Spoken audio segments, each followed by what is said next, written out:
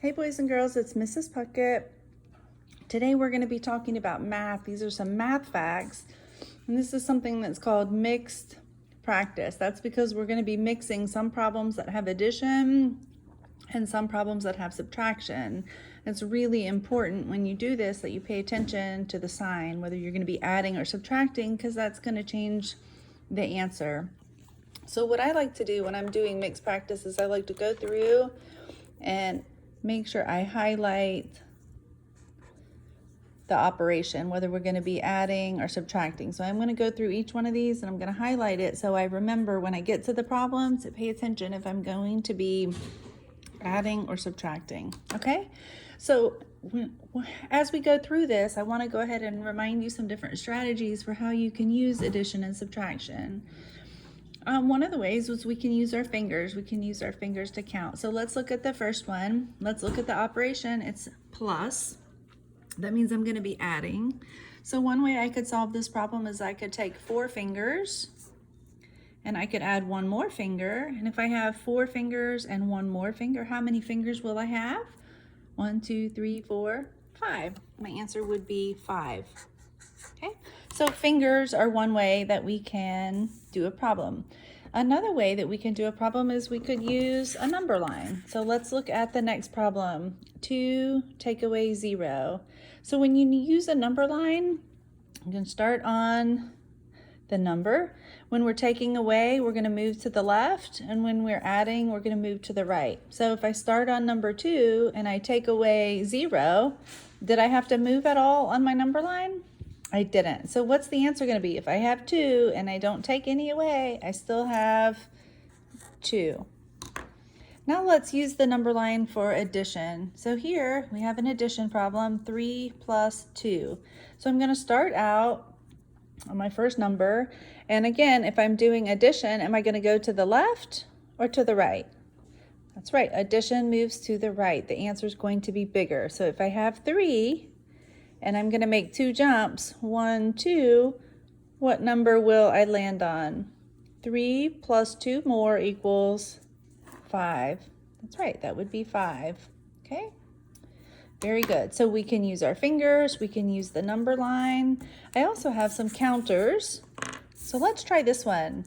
First, let's look at the operation. It's going to be subtraction. I'm going to start with the larger number 7. So I'm going to go ahead and count out 7 counters. 1, 2, 3, 4, 5, 6, 7. All right, so I have 7 counters.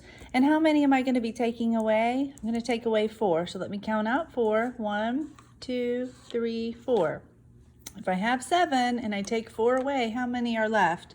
1, 2, 3. So 7 take away 4 is 3. Okay? Just incidentally, what if I had 7 and I took away 3? How many would I have left? I would have 4. It's just the flip. Okay, now let's try it for an addition problem. I'm looking for the operation. It's addition. So I'm going to start with 6. So I'm going to count out 6 counters. 1, 2, 3, 4, 5, 6. And I'm going to add 1 more. So if I add 1 more, now how many do I have? 1, 2, 3, 4, 5, 6, 7. Because 6 plus 1 more equals 7. The last one, let's try using the number line again. So here's my number line. Remember, if it's a subtraction problem, we're going to move to the left. If it's an addition problem, we're going to move to the right. So if I'm doing this problem right here, what number do I need to start on? Well, I could start on 3 or I could start on 1. Let's do it both ways. If I start on number 1, I need to add 3 more. So I'm going to count on 1, 2, 3. If I do that, what number do I end up on? I end up on 4. What happens if I started with the 3 first? If I start with 3 first, then I only have to move 1 more. I still end up on 4 because it doesn't matter which number I start on. In an addition problem, the answer will still be the same. So 1 plus 3 more equals 4. So let's just review quickly. There are different ways that we can use to solve mixed practice. We can use our fingers for counting. We can use a number line. We can use counters. I have these counters that I brought home from school, but if you don't have counters, you could use a stack of markers or a stack of crayons. Anything you have around your house that will help you. And the most important thing when we do this is to make sure you're looking at the sign, because they're going to try to trick you, and you have to be smarter than them. You have to look at the operation and make sure. Because if we did this problem 4 plus 1, if we weren't paying attention and we took away 1, we would not get the correct answer. We would have the answer 3, which is not correct because it's an addition.